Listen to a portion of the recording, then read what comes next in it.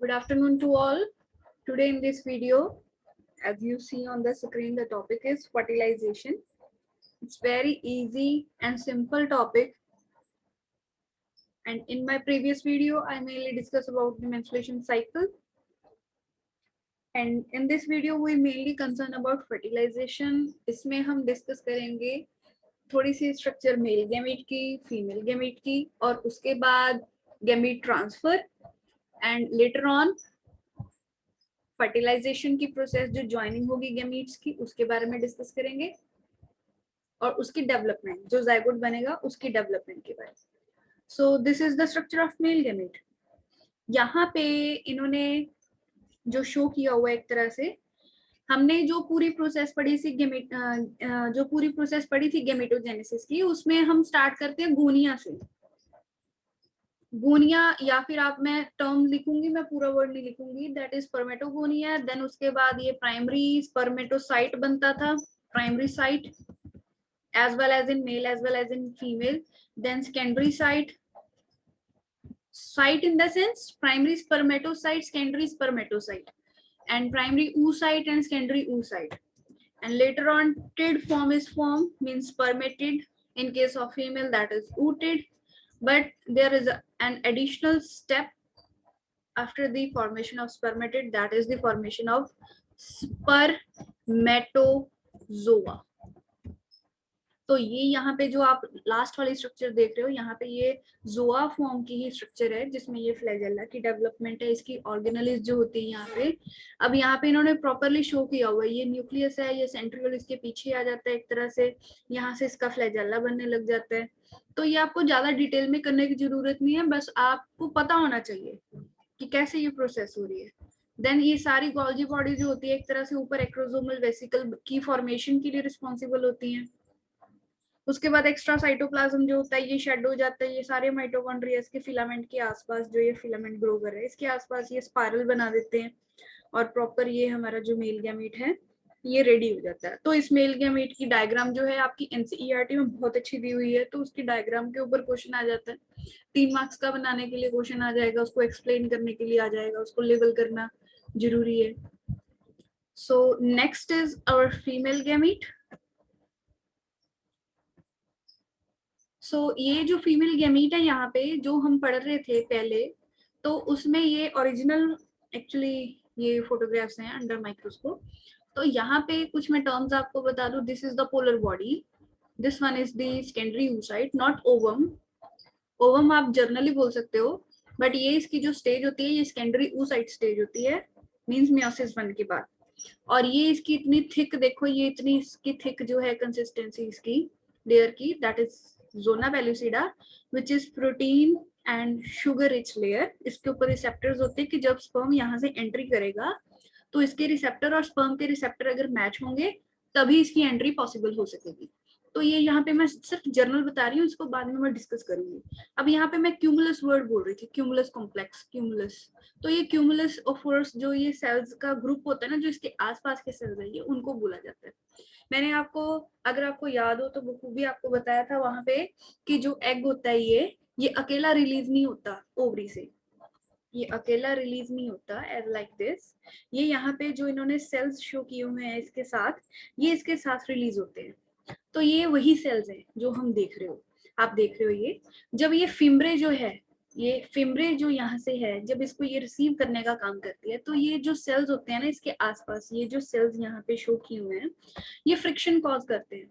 और इसके साथ इसकी जो अपटेक होती है ना, कि फिम्ब्रे इसको इजिली अपटेक कर लेता है और ये एम्प्यूला में चला जाता है. तो यहाँ पे मैं एक बार बता दूं कि जोना पेलुसिडा के जो 7 सेल्स होते हैं, ये बाहर वाले फॉलिकल सेल्स ही हैं. ये सारे जो ये बाहर वाले सेल्स होते हैं थोड़े से साइज में बड़े होते हैं as compared to the cells which are just away from the primary oocyte. तो उससे ये साइड से होने से इसका मेनली ये होता है मेन चेंज कि इसके पास के जो सेल्स है उसमें उनका साइज बड़ा होता है, उनको हम कोरोना रेडिएटा बोल देते हैं. अब आ जाती है ये बात की जो स्पर्म जब भी एंटर करेगा उसके बाद जोना पेलुसिडा में क्या चेंज आता है, जो मैंने अभी डिस्कस किया, मैंने साथ यही तभी पिक्चर दिखा रही हूँ, आपको याद हो जाएगा. यहाँ पे आपको अभी फिलहाल जोना पेलुसिडा नहीं दिख रही, अगर ध्यान से देखोगे तो आपको बड़ी ट्रांसपेरेंसी लाइंस दिखेंगी. एक्चुअली ये सारे स्पर्म्स हैं जिसने ये सेकेंडरी oocyte को इन्होंने सराउंड किया हुआ है. तो यहाँ पे जो कोरोना रेडिएटा सेल्स होते हैं ना एक्चुअल में, तो वो एक्चुअल में अपने आसपास अपने में से प्रोजेस्टेरॉन हार्मोन भी रिलीज करते हैं, उसकी तरफ से ये स्पर्म अट्रैक्ट होकर इसकी तरफ आते हैं। इसके बारे में भी डिस्कस करूंगी। तो यहाँ पे स्पर्म की एंट्री जहां से होती है, तो वहां से ऐसे ज़ोना पेलुसिडा की स्ट्रक्चर जो है एग की काम करने की वजह से वो अपना अलग प्रोसेस शो करता है, यहाँ पे उसको ब्लॉक बोलते हैं, वो भी एंड में डिस्कस करूंगी। तो यहाँ से ये खराब होने लग जाती है। उसके बाद एक तरह से स्पर्म जो बीच में ज़ोना पेलुसिडा के रह गए वो बीच में ही रह जाते हैं, मर जाते हैं वहीं पे। जो बाहर रह गए वो बाहर, वो एंटर नहीं करेंगे। So let's start. जो मैंने आपको बताया सारा उसके बारे में। तो यहाँ पे जो अलग अलग पहले हम देख लेते हैं कि इनके इवेंट्स क्या हैं।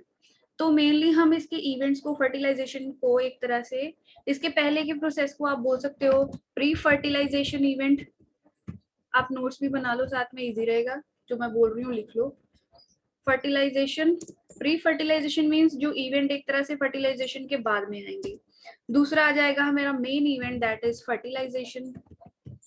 आप इसको SIUN, SATIUN भी लिख सकते हो, ZATIUN भी लिख सकते हो, दोनों सही है।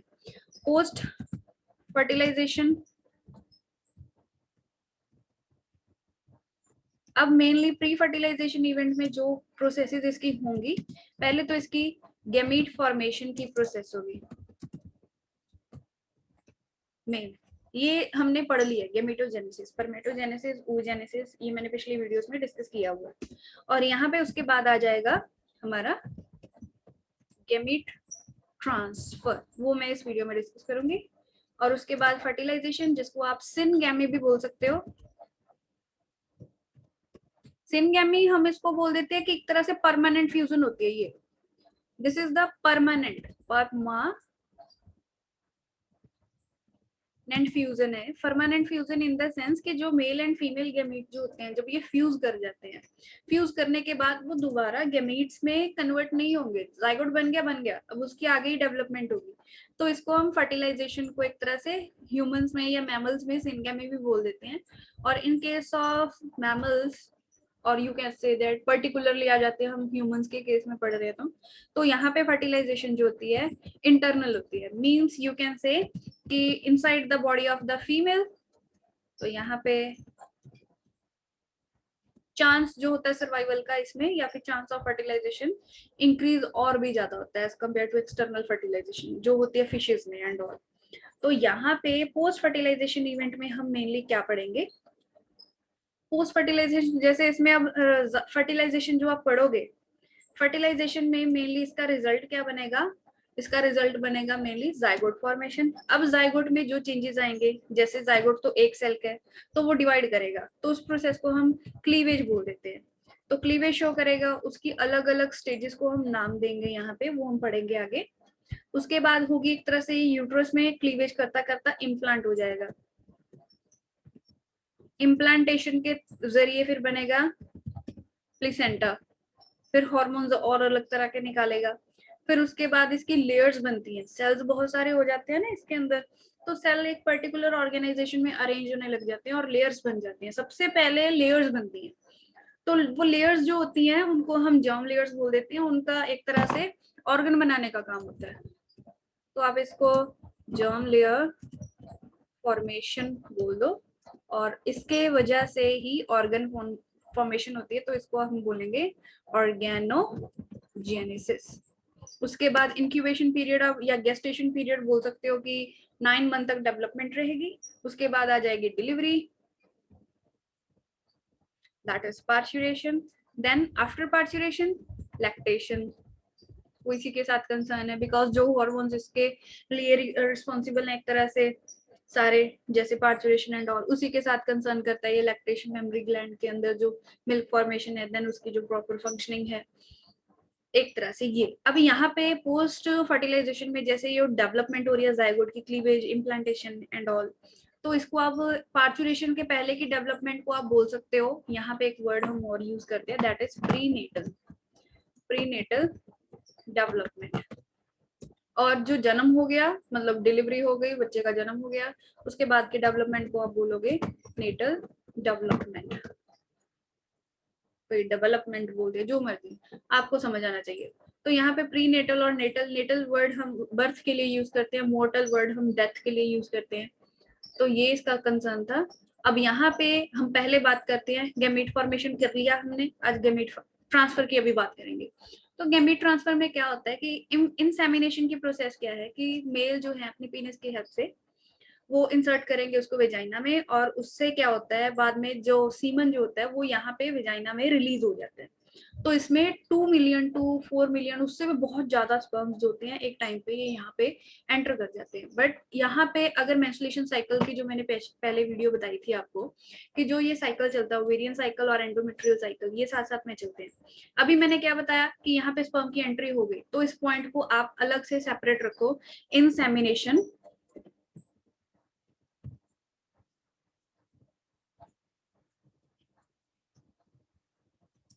डन, यहाँ पे याद रखो आप इसको। तो यहाँ पे ओवेरियन साइकिल जो मेंस्ट्रुएशन साइकिल है, और ये अगर इंसेमिनेशन का जो पार्ट है या पोर्शन है या प्रोसेस है, अगर वो डन हो चुकी है, कब कब इन द सेंस कि अगर फीमेल को ब्लीडिंग हुई थी और ब्लीडिंग होने के बाद एक तरह से मेंस्ट्रुएशन साइकिल यू कैन से, तो उसके बाद अगर वो 12th डे से अगर 15 डे तक के बीच बीच में अगर इंसेमिनेशन हो जाती है, तो उसमें चांस जो होता है फर्टिलाइजेशन का ये 100% के नियर अबाउट चला जाता है।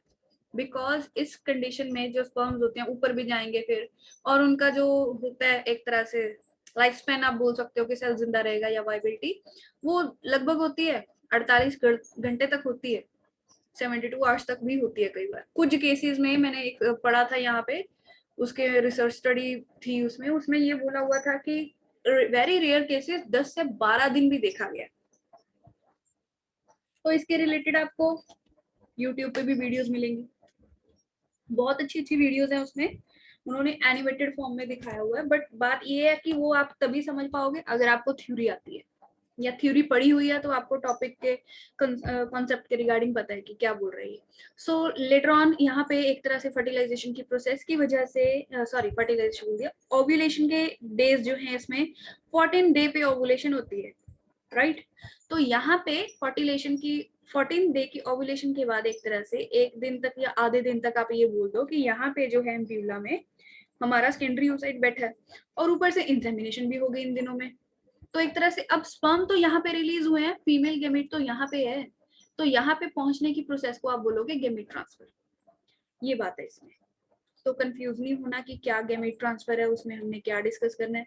गैमेट ट्रांसफर में आप ओव्यूलेशन को भी कंसिडर कर सकते हो, बिकॉज फीमेल गैमेट जो है वो भी ट्रांसफर होके वहीं तक आ रहा है, और जो मेल गैमेट है हमारा वो भी एक तरह से इंसेमिनेशन की प्रोसेस है, ये गैमेट ट्रांसफर की प्रोसेस है इसमें। और जो वो ट्रैवल करेगा एक तरह से यूट्रस की वॉल के साथ ऐसे सर्विक्स को क्रॉस करेगा, कुछ तो यहीं पे अटक जाते हैं सर्विक्स में, और फिर ऊपर जब जाएगा ये जो एंडोमेट्रियल की लाइनिंग होती है एक तरह से बनी हुई, या फिर इसके ऊपर जो म्यूकस होता है एक तरह से, उसकी हेल्प से ये ऊपर जाएगा, उसकी हेल्प लेते हैं एक तरह से। मैं यहाँ पे एक बात बता दूं आपको, जो मेल्स की जो सिक्रीशन होती है उसको हम क्या बोलते हैं, मेनली सीमन बोलते हैं। सीमन में क्या होता है, स्पर्म्स होते हैं, ठीक है, जो ग्लैंड्स होते हैं उसके, जैसे seminal vesicle, prostate gland, bulbo urethral gland, तो उनकी सिक्रीशंस होती हैं। तो उनकी सिक्रीशंस में मेनली क्या होगा, फ्रक्टोज होगा, ये नीट में क्वेश्चन आया हुआ है, कैल्शियम है, और इसके साथ आप एग्जैक्टली वहां पे लिखा हुआ है सर्टेन एंजाइम्स। तो ये भाई स्पर्म के जो सीमन है एक तरह से उसकी ये है कंडीशन, और इसके साथ साथ जो इसमें ये एंजाइम है इसके साथ और भी फ्लूइड है, ये तो बच्चों के लिए बोला हुआ है कि इतनी पर्टिकुलर सी बात याद कर लो, बट बहुत कंटेंट होता है उसमें।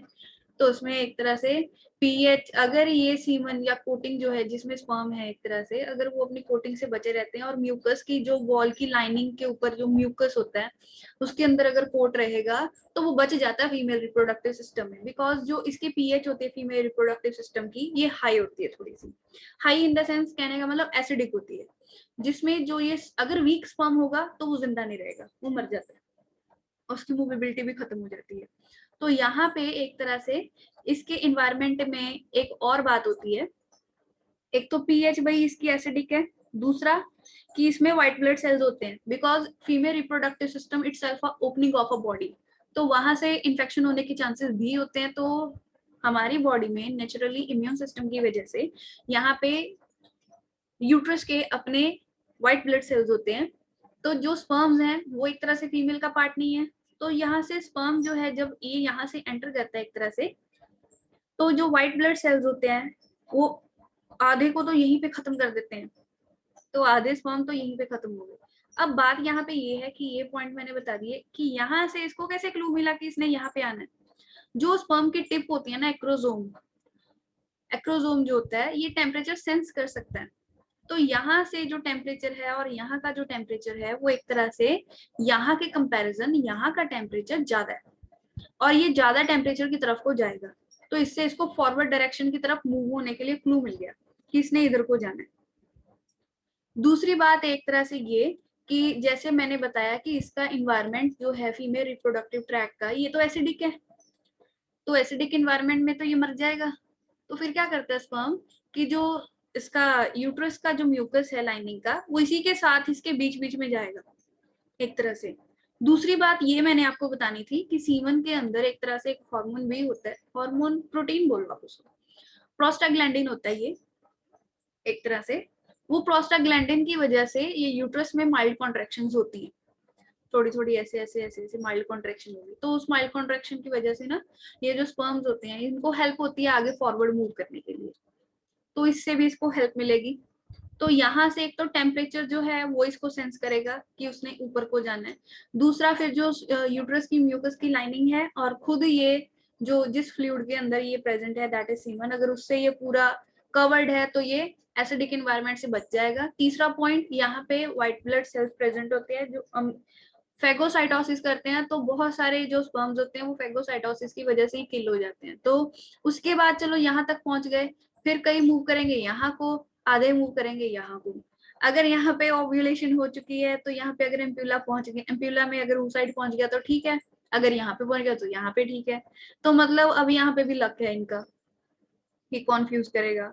अब उसके बाद यहाँ पे मान लो ये भाई सेकेंडरी oocyte जो है हमारा पहुंच गया। अब इसमें क्या है, सेकेंडरी oocyte है, एक तरह से इसके आसपास सेल्स होते हैं, ठीक है, वो सेल्स प्रोजेस्टेरॉन रिलीज करते हैं और ये जो एक तरह से मेल गैमेट यहाँ पे पहुंचेगा। कई बार क्या होता है कि ओव्यूलेशन हो भी सकती है, ओव्यूलेशन नहीं भी हो सकती। तो कहने का मतलब ये सेकेंडरी oocyte प्रेजेंट भी हो सकता है, नहीं भी हो सकता, हो सकता है नहीं भी हो सकता। अगर होगा तो फर्टिलाइजेशन के चांसेस हैं, अगर नहीं होगा तो फर्टिलाइजेशन का कोई चांस नहीं है। तो ये बात आप पहले नोटिस करो। अब यहाँ पे मान लो कि ये है प्रेजेंट नहीं है, आप ऐसा मानो ये प्रेजेंट नहीं है। तो अगर ये प्रेजेंट नहीं है तो यहाँ पे जो लाइनिंग होती है ना, ये एंडो फिलोपियन ट्यूब्यूल की जो अंदर की लाइनिंग होती है, इसमें बड़े बड़े सीलिया होते हैं अंदर। जैसे इसका अगर मैं एक सेल बना दूं यहाँ पे, तो यहाँ पे ऐसे सीलिया होते हैं। ये सीलिया जो है इसके, ये मूवमेंट करते हैं, ये पूरी फेलोपियन ट्यूब्यूल के अंदर होते हैं, ये अंदर की लाइनिंग में, क्योंकि यहाँ से सेकेंडरी oocyte आता है उसको मूव करवाने के लिए भी रिस्पॉन्सिबल है।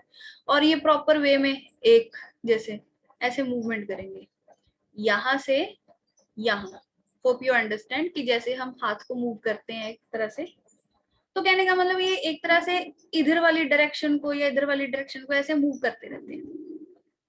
अब यहाँ पे एक बार अगर यहाँ पे सेकेंडरी oocyte पहुंच गया तो ठीक है, नहीं पहुंचा तो जो मेल होते हैं वो थोड़े से डोरमेंट स्टेज में यहाँ पे रह जाते हैं। कुछ जो मेल गैमीट एक तरह से स्पर्म है वो तो इसके फ्लैजेला में ही, एक तरह सीलियस में ही अटक जाते हैं, मूव ही नहीं कर पाते। तो जो बाकी होते हैं वो आगे को ऐसे फॉरवर्ड मूव करते हैं, जैसे थोड़ा सा ऐसे मूव किया, फिर ऐसे मूव किया, फिर ऐसे मूव किया। तो जैसे ये मेरा कर्सर शो हो रहा है ये बिल्कुल ऐसे मूवमेंट करते हैं। हालांकि ये बहुत छोटे होते हैं।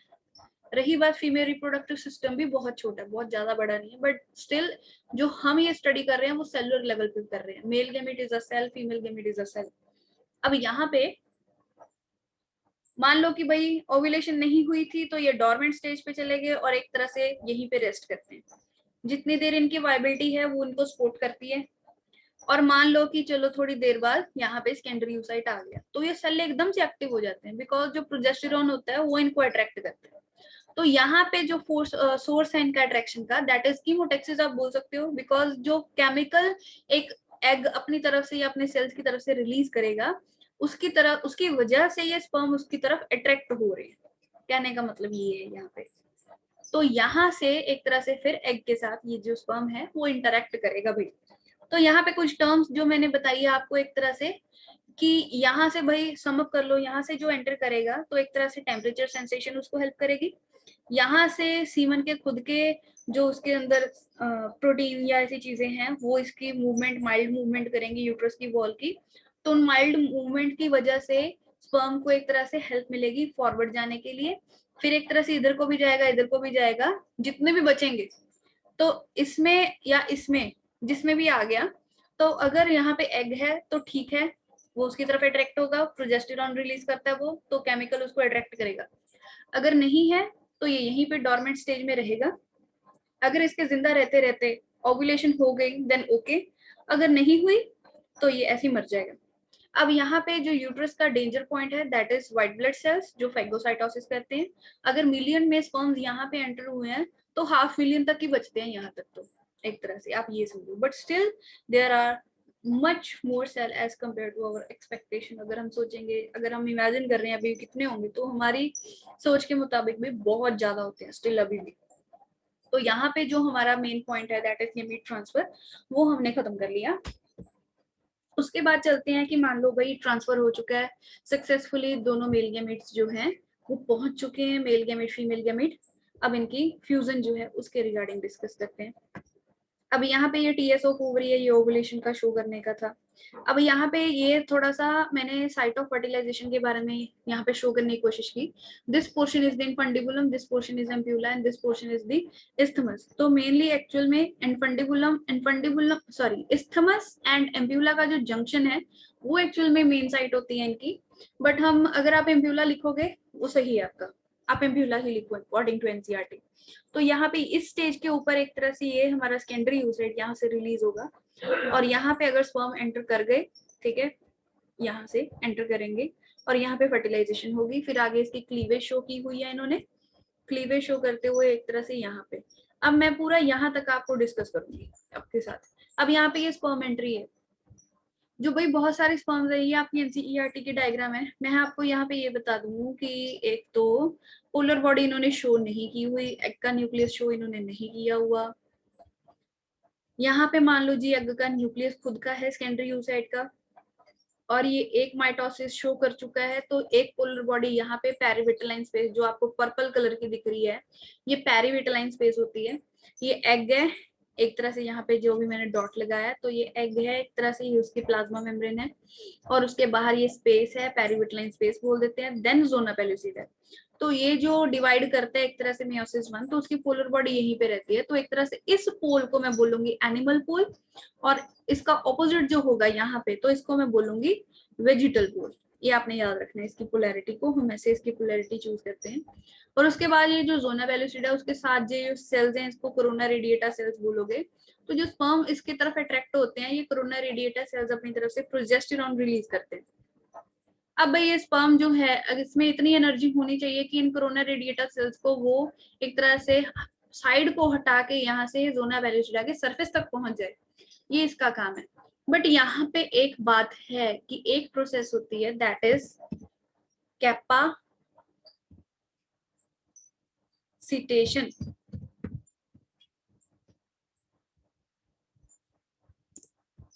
कैपासिटेशन, अब यहाँ पे कैपेसिटेशन के प्रोसेस में क्या है मेनली कि इसमें जो स्पर्म है, ये एक्टिवेशन एक तरह से इसकी प्रोसेस है। इसमें जो एक्स्ट्रा साइटोप्लाज्म होता है जो इसके हेड के ऊपर कवर्ड होता है या इसके सरफेस के ऊपर कवर्ड होता है वो हट जाएगा, और जो रिसेप्टर्स इसके एक्रोसोम की टिप के ऊपर होते हैं वो एक्सपोज्ड हो जाएंगे।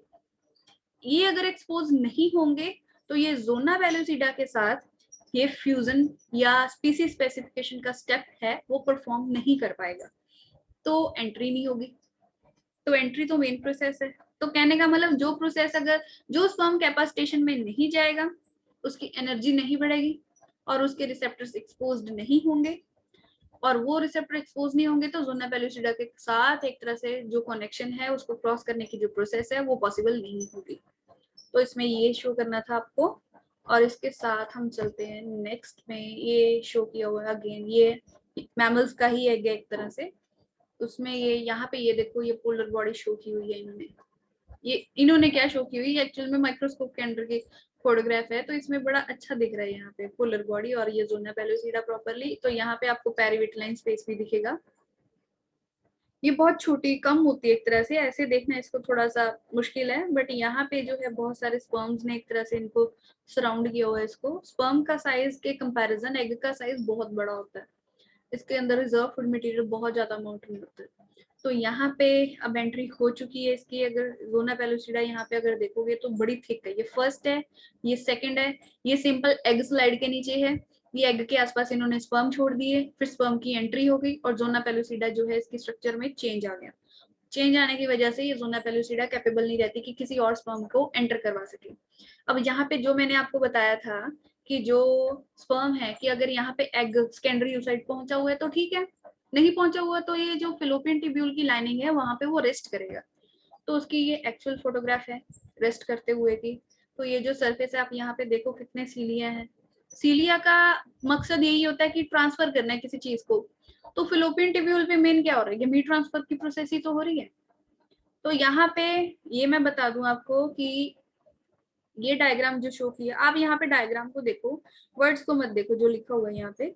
ये भाई स्पर्म है एक तरह से, उसका न्यूक्लियस और उसकी टिप है, ये जो रेड कलर शो किया हुआ है ये कैपेसिटेशन के बाद एक तरह से ये सरफेस के अंदर रिसेप्टर है, सरफेस के बाहर आ जाते हैं, फिर ये जोना वेलोसिडा के कांटेक्ट में आता है, देन वहां पे होल क्रिएट करता है। ये रिसेप्टर्स जो होते हैं ये पहले मैच करते हैं, मैच जब कर जाते हैं देन इसकी वॉल जो होता है ये एक तरह से ऐसा समझो कि खुल जाती है।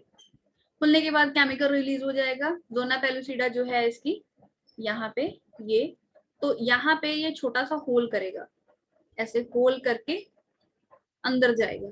तो अंदर जाते समय ये किस तरह से इसके सरफेस के साथ अटैच करेगा वो हम ये फोटोग्राफ देख रहे हैं। मैं ये बता दूं कि आपकी एनसीईआरटी में ये सब चीजें लिखी हुई हैं थोड़ी बहुत, बट इसकी डिटेल अच्छे से नहीं दी हुई। तो यहाँ पे अगर आप ध्यान से समझ लोगे तो इजी होगा। अब नेक्स्ट मैंने ये बता दिया आपको कि कैसे होल क्रिएट करता है ये। इसके सर पे एक्रोसोम के अंदर जो एंजाइम्स होते हैं उसके एंजाइम्स को बारे में पढ़ने की जरूरत नहीं है आपको। यहाँ पे ये एंजाइम्स जोना पेलिसिडा को खराब करते हैं, प्रोटियोलिटिक एंजाइम्स होते हैं, बिकॉज वो प्रोटीन्स की बनी होती है एक तरह से, तो उसको खराब करने का प्रोसेस है, तो इसको एक्रोसोम रिएक्शन बोल देते हैं, ये होना जरूरी है। उसके बाद जो न्यूक्लियस के सरफेस के रिसेप्टर है और साइड के रिसेप्टर है वो यहाँ पे ये एग के अंदर एंटर हो चुके हैं। एग के अंदर कहाँ पे, एक तरह से यहाँ जो पेरीविटलाइन स्पेस शो की हुई है ना यहाँ पे एंटर हो चुका है ये।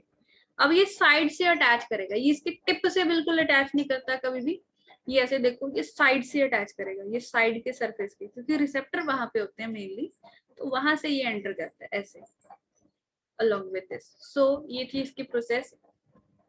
अब यहाँ पे क्या होगा मैं आपको ये बता दूं कि मैंने जैसे गेमेटोजेनेसिस में बड़े अच्छे से बताया था कि जो एग होता है ये अपनी मेयोसिस 2 की प्रोसेस तो कंप्लीट ही नहीं करता, ये तो मेयोसिस 1 के मेटाफेज 1 कंप्लीट करके मेयोसिस 2 के मेटाफेज 2 पे रुक जाता है, अरेस्ट है। तो भाई जब स्पर्म एंटर करता है ना, स्पर्म जो इसकी सॉरी ये डिवीजन है एक तरह से, अब यहाँ पे एक पोलर बॉडी शो की हुई है इन्होंने, यहाँ पे ये स्पर्म की एंट्री हुई, उसका न्यूक्लियस अंदर एंटर किया, जैसे हमने देखा कि कैसे एंट्री होती है। तो इसका सेंट्रियोल ये अपना देगा इसको कि भाई ले अपनी डिवीजन पूरी कर। तो यहाँ पे इसके साथ एनाफेज प्रमोटिंग फैक्टर होते हैं, मेटाफेज प्रमोटिंग फैक्टर्स होते हैं, जो इसके जो अरेस्ट हुई हुई डिवीजन है एक तरह से उसको रीएक्टिवेट कर देते हैं। As resultant at the end of the process, that is another polybody is released from the secondary oocyte and this secondary oocyte get converted into the oocyte। अब यहाँ पे प्रॉपर oocyte बन गया और यहाँ पे प्रॉपर अब फ्यूजन हुई, ये फीमेल गैमीट ये मेल गैमीट का न्यूक्लियस एक तरह से, ये दोनों प्रो न्यूक्लियस आप बोल सकते हो, इनके लिए वर्ड यूज कर सकते हो। तो ये दोनों न्यूक्लियस जो है ये फ्यूज करते हैं एंड देन जाइगोट की फॉर्मेशन होती है। तो ये बात है इनकी, ये आपने याद रखना है कि कभी भी एग के एंटर होने को आप फर्टिलाइजेशन नहीं बोलोगे, बट आपकी बुक्स में यही बताया गया, the fertilization means the fusion of male and female gamete, but actual में तो फर्टिलाइजेशन होती ही नहीं है उसके एंटर होते समय। फर्टिलाइजेशन तो मेन ये होती है कि जो न्यूक्लियस की फ्यूजन होती है, बट जब स्पर्म का न्यूक्लियस एंटर करेगा तब तक तो फीमेल का न्यूक्लियस अभी तो रेडी ही नहीं था, तो वो उतनी देर तक एग के साइटोप्लाज्म में ही वेट करता है, बिकॉज उसकी एंट्री के बाद ही उसकी डिवीजन होनी थी कंप्लीट। तो भाई एग अपनी डिवीजन पूरी करेगा, देन ओटिड की फॉर्म में आएगा, देन उसका प्योर हैप्लॉइड न्यूक्लियस जो है वो प्रिपेयर होगा, देन वो इसके साथ ऐसे फ्यूजन शो करेगा। ये जो लाइन आपको शो हो रही है, ये लाइन स्पर्म की टेल है। हालांकि वो ज्यादातर एग के अंदर नहीं जाती, ज्यादातर बाहर बाहर ही रह जाती है। तो ऐसे यहाँ पे इनके न्यूक्लियस की फ्यूजन जो है ये प्रॉपर वे में शो हो रही है हमें। अब उसके बाद क्या होगा, ये जाइगोट बन गया। जाइगोट जो है यहाँ पे, अब देखो ये जाइगोट बनेगा, फिर ये अपनी जर्नी स्टार्ट करेगा। अभी हमने सिर्फ यहाँ की प्रोसेस स्टडी की है, तो यहाँ से जर्नी स्टार्ट कर, ध्यान रहे मैं आपको एनसीईआरटी के लेवल के हिसाब से थोड़ा सा डिटेल कर रही हूँ, मैं ज्यादा डिटेल नहीं बता रही हूँ। इसकी डिटेल जितनी पढ़ोगे उतनी कम है। यहाँ पे जोना पेलिसिडा के स्ट्रक्चर की भी डिटेल है, तो वो कैसी होती है, उसमें कौन से रिसेप्टर्स होते हैं, क्या स्ट्रक्चर है, कैसी अरेंजमेंट है, स्पर्म के सरफेस पे कैसे रिसेप्टर हैं, तो ये हमने नहीं करना। मैं यहाँ पे सिर्फ एनसीईआरटी का सिलेबस कवर कर रही हूँ। तो यहाँ पे ये जो है इधर को ऐसे मूव ऑन करेगा, ऐसे इम्प्लांट होगा। एक केस तो ऐसा भी देखा गया था, उसको डिस्कवरी पे भी शो किया गया था कि इस जाइगोट की मूवमेंट इधर को होने की बजाय वो यहाँ से निकलकर इवन यूट्रस के आउटर सरफेस पे इम्प्लांट हो गया था। तो ऐसी कंडीशंस भी यहाँ पे देखी जाती हैं। तो बहुत रेयर होती है ये, ऐसा नहीं होता है कि हर बार होगी, बहुत रेयर होती है। तो यहाँ पे अब ये प्रोसेस जो ये आप देख रहे हो, 2 फिर 4 फिर 8 फिर ऐसे, तो ये जो है इसको क्लीवेज बोलोगे। अब ये जैसे जैसे डिवाइड करेगा, इसकी ओरिजिनल डायग्राम्स हैं मेरे पास, फोटोग्राफ्स। तो यहाँ पे जब भाई स्टेज पहुंचती है 8 to 16 सेल स्टेज, जैसे एक डिवीजन हुई, 1 से 2 बन गए, दूसरी डिवीजन में 4, तीसरी डिवीजन में 8, चौथी डिवीजन में 16, ये माइटोसिस हो रही है यहाँ पे। तो 8 और 16 सेल स्टेज जो होती है ना, ये मॉरुलर स्टेज है। ये बिल्कुल चपटा होता है प्लेट की तरह, इसके अंदर सेल बड़े चपटे होते हैं। यहाँ पे मैं एक बात बता दूं कि जो ये यहाँ पे 2-4 सेल्स हैं एक तरह से, ये आप ऐसा समझो कि आपने अंगूर तोड़ दिए, आपके हाथ में है, मतलब ये बड़े फ्री हैं, ज्वाइन नहीं है। अब यहाँ पे आप ऐसा समझो कि जैसे मलबेरीज होती है ना, कि बड़ी कॉम्पैक्ट अरेंजमेंट होती है, कि ऐसा लगता है कि चिपकी हुई है साथ में इसके हिस्से जो। कहने का मतलब ये सेल्स अपने आप में बड़े टाइटली अटैच हो जाते हैं और ये ऐसे फ्लैट स्ट्रक्चर हो जाती है मोरुला। फिर morula 8 to 16 cell stages morula, then 16 to, उसके बाद जो 32 सेल स्टेज होती है दैट इज ब्लास्टुला। तो ब्लास्टुला में अरेंजमेंट होती है ये थोड़ा सा जैसे फ्लैट फुटबॉल में हवा भर जाती है, ऐसे होता है इसमें। अब यहाँ पे ये जो सेल्स होते हैं, कुछ सेल्स बाउंड्री में चले जाते हैं, ये रैंडम होता है, ये कुछ सिलेक्टेड नहीं होता। जो सेल बाउंड्री पे रह जाएंगे वो ट्रोफोब्लास्ट होते हैं, ये स्टिकी सेल्स होते हैं। और जो अंदर यहाँ पे रह गया ये इनर सेल मास होता है, इससे हमारी पूरी बॉडी बनेगी। ये हमारी पूरी बॉडी के स्टेम सेल्स हैं। तो जब ये ऐसे यूट्रस में इम्प्लांट होगा ना, तो इस वाले हिस्से से ही ये अटैच होगा यहाँ पे, एक तरह से रॉबर ऑफ सेल्स बोल देते हैं इन हिस्से को, जो इससे अटैच करेंगे। तो वो इतना हमने याद नहीं रखना, याद रह गया तो ठीक है, नहीं रहा तो कोई चक्कर नहीं है। तो कहने का मतलब भाई यहाँ पे इम्प्लांट हो जाएगा और ऐसे यूट्रस इसको अंदर की तरफ अपना सिंक कर देगा, इसको ले लेगा और अंदर ही अब इसकी डेवलपमेंट होगी। अभी यहाँ पे मैं आपको बता दूं कि जैसे मैंने आपको बताया कि भाई ये सेल्स जो है ये स्टिकी होते हैं, तो यहाँ पे ये देखो एक आउटर लेयर एक्स्ट्रा हमें ये दिख रही है ग्रे कलर की, है ना, बट इसमें तो है ही नहीं। इसमें तो ग्रे कलर के सेल शो किए हुए हैं, इसमें भी है। ये जोना पेलोसिडा लेयर है। जोना पेलोसिडा इसको एक तरह से प्रिवेंट करती है कि यहाँ पे फेलोपियन ट्यूब्यूल पे या फिर यहाँ पे इम्प्लांट ना हो जाए, ये प्रॉपर अपनी जगह पर ही इम्प्लांट हो। तो अगर यूट्रस के अलावा कहीं और इम्प्लांट हो जाता है तो उसको हम एक्टोपिक प्रेगनेंसी बोलते हैं। तो ये डेंजरस होती है, बिकॉज यूट्रस का ही साइज एनलार्ज कर सकता है, किसी और का साइज इतना ज्यादा एनलार्ज नहीं कर पाएगा। तो एक तरह से बॉडी फिर उसको सपोर्ट नहीं कर पाती। तो यहाँ पे ये इसकी ओरिजिनल फोटोग्राफ्स हैं। इसका क्लीवेज का प्लेन कैसा है, कैसे फर्स्ट प्लेन जाएगा सेकंड जाएगा, ये हमने नहीं करना। तो यहाँ पे ये देखो, ये लूज है सेल्स, यहाँ पे देखो कितने कॉम्पैक्ट है। तो ऐसे ये पोलर बॉडी ही है, ये देखो ये पोलर बॉडी है, ये डिजेनरेट कर जाती है बाद में। तो यहाँ पे ऐसे इनर सेल मास प्रॉपर बन जाता है और ये ट्रोफोब्लास्ट सेल्स होते हैं। ये देखो ये ट्रोफोब्लास्ट सेल्स हैं और ये इनर सेल मास है, ये इसके अंदर कैविटी बन जाती है दैट इज ब्लास्टोसील। और ये देखो बाहर जोना पेलुसिडा से निकलता है। जब ये ऐसे यूट्रस की वॉल में पहुंच जाता है तो ऐसे जोना पेलुसिडा को पहले ये लीव करता है, फिर यूट्रस की वॉल पे, मैंने ये बताया था ना, यहाँ से ये इम्प्लांट करता है। तो ये यूट्रस की वॉल है, एंडोमेट्रियम, तो ये यहाँ से अटैच करेगा और ये ट्रोफोब्लास्ट है, ये स्टिकी होती है अपने आप में। और इसका ये खुद से अपने आप से एंजाइम रिलीज करता है और यहाँ की वॉल को एक तरह से डिजेनरेट करके, डिसॉल्व करके एब्जॉर्ब कर लेता है, फिर यहाँ से अंदर इम्प्लांट भी हो जाता है। तो इसकी भी अलग अलग फिर मेम्ब्रेन्स बनती है। आपके ट्रूमैन में बड़ा अच्छे से दिया हुआ है, बट इतना आपको नहीं आएगा, जरूरत नहीं है फिलहाल करने की, नीट के लिए भी इतना सफिशिएंट है। और ये बता दिया आपको सारा। तो ऐसे इम्प्लांट होते हैं ये सिंसिटियल ट्रोफोब्लास्ट, एम्ब्रियोनिक एपिब्लास्ट, जो ये इनर सेल मास होता है ना, वो फिर आगे अपनी डिवीजन शो करेगा। ये जो इनर सेल मास है इसमें अलग अलग लेयर्स बनती है, जैसे ये जो नीचे वाली ग्रीन लेयर है ये हाइपोब्लास्ट, ये इसके ऊपर एपी मतलब अबव एपिब्लास्ट, ये वाली ट्रोफोब्लास्ट। तो ये सेल्स जो होते हैं ये ऐसे नीचे को ग्रो करने लग जाते हैं, फिर ये ऐसी स्ट्रक्चर बनी, देखो ऐसे। तो ये आपको ज्यादा डिटेल करने की जरूरत नहीं है, ये आपने याद रखना है। ये एमनियोटिक याद रखना है आपने, ये कहाँ को बनता है, यहाँ से बनता है। ये सेल्स जो होते हैं, जैसे लैमिनेशन हम करते हैं एक तरह, और डी लैमिनेशन मतलब उसको हटा दो तो डी लैमिनेशन, तो यहाँ से जो सेल हटते हैं ना फिर गैप बनने लग जाता है, उस प्रोसेस को डी लैमिनेशन बोल देते हैं। तो ऐसे यहाँ पे कैविटी बन जाती है, इसको एमनियोटिक कैविटी बोलते हैं। ठीक है, ये योक सैक बनाएगा, प्राइमरी और सेकेंडरी बनेगा बाद में, ये एमनियोटिक कैविटी है।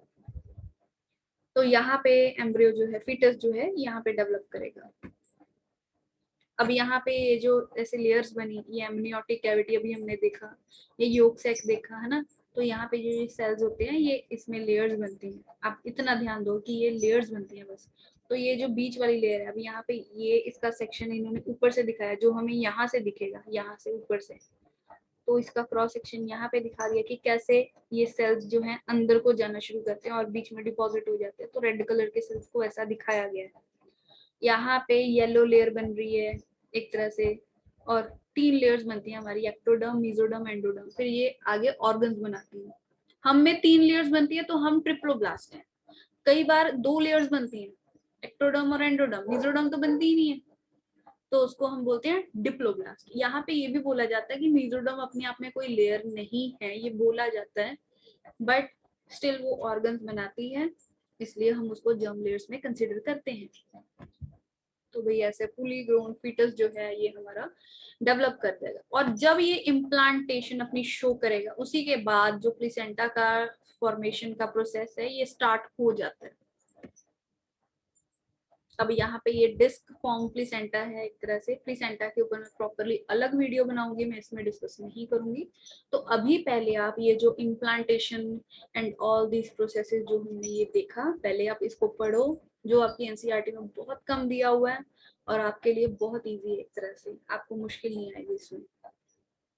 सो एक बार हम आपके उसमें देख लेते हैं बुक में। तो यहाँ पे फर्टिलाइजेशन का ये इन्होंने दिखाया कि कॉपुलेशन मींस इंटरकोर्स। तो यहाँ पे जो सीमन है, यहाँ पे इन्होंने गेमीट ट्रांसफर की बात की हुई है, ampullary region site of fertilization की बात की हुई है।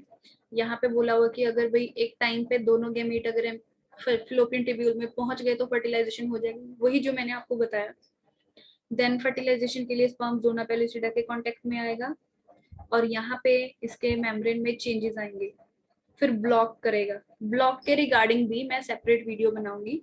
तो नेक्स्ट वीडियो में मैं सिर्फ और सिर्फ ब्लॉक्स के बारे में डिस्कस करूंगी एंड प्लेसेंटा के बारे में। ब्लॉक इन द सेंस कि जब एक बार स्पर्म एंटर कर जाता है, मैंने बताया था ना कि जोना पेलिसिडा लेयर जो है ये खराब हो जाती है, उसके बाद खराब बोल दो या फिर ऐसा बोल दो कि इसकी स्ट्रक्चर अल्टर हो जाती है। अल्टर होने की वजह से इसके प्रोटीन्स का जो फंक्शन है वो वैसा नहीं रह पाता कि वो स्पर्म के साथ रिसेप्टर्स का कॉम्बिनेशन करे और उनकी एंट्री करवाए, तो वो खराब हो जाती है। ऐसा होना जरूरी है ताकि कोई और स्पर्म एंटर ना हो जाए, बट इस प्रोसेस को होने के लिए कुछ सेकेंड्स का टाइम लगता है। तो उस सेकंड्स के टाइम को कवर अप करने के लिए एग भी अपना कंट्रीब्यूशन करता है इसमें। तो वो क्या है वो मैं प्रॉपर नेक्स्ट वीडियो में आपको बताऊंगी सर। तो यहाँ पे भाई स्पर्म की एंट्री है, इसके बारे में बताया हुआ है। और ये पोलर बॉडी के बारे में बताया है कि वही पहले ही एक पोलर बॉडी बनी होती है, फिर जब स्पर्म एंटर करेगा तो उसकी सेकंड मियोटिक डिवीजन कंप्लीट होगी और दूसरी पोलर बॉडी निकलेगी और ये प्रॉपर रूटेड बनेगा, देन फ्यूजन होगी। अब यहाँ पे सेक्स डिटर्मिनेशन है। सेक्स डिटर्मिनेशन इसको भी मैं नेक्स्ट वीडियो में ही कवर करूंगी। इसमें मैंने सिर्फ और सिर्फ मेन जो कॉन्सेंट्रेट किया that is on process of fertilization. तो इसमें जो अलग अलग टॉपिक्स बीच में कंबाइन किए तो उसके बारे में मैंने कोई बात नहीं की। तो इनके लिए हम इसको भी मैं एक तरह से नेक्स्ट वीडियो में इंक्लूड करूंगी। और यहाँ पे क्लीवेज एंड ब्लास्टोमियर्स, अब यहाँ पे ये याद रहे कि ये जाइगोट जो है, जैसे जैसे ये सेल्स बनेंगे, अब ये 2 सेल्स बने, ये 4 बने या 8 बने, तो ये सारे के सारे ब्लास्टोमियर ही हैं। ये 2 ब्लास्टोमियर्स, ये 4 ब्लास्टोमियर्स, ये 8 ब्लास्टोमियर्स, ऐसे। तो भैया ऐसे ट्रोफोब्लास्ट लेयर देखो, ये यहाँ पे trophoblast layer, inner cell mass, ये इम्प्लांटेशन, ऐसे बोल तो दिया, बट इनकी डायग्राम्स कहाँ पे हैं? एक तरह से ये प्रॉपर वे में शो नहीं किया है। तो एक तरह से आप अगर सर्च करते हो तो अंडर माइक्रोस्कोप आपको बहुत अच्छे अच्छे डायग्राम्स मिल जाती हैं। So next video I will discuss about pregnancy, placenta, mainly sex determination, इसके बारे में मैं प्रॉपर वे में वीडियो बनाऊंगा। So thank you for today, that's all.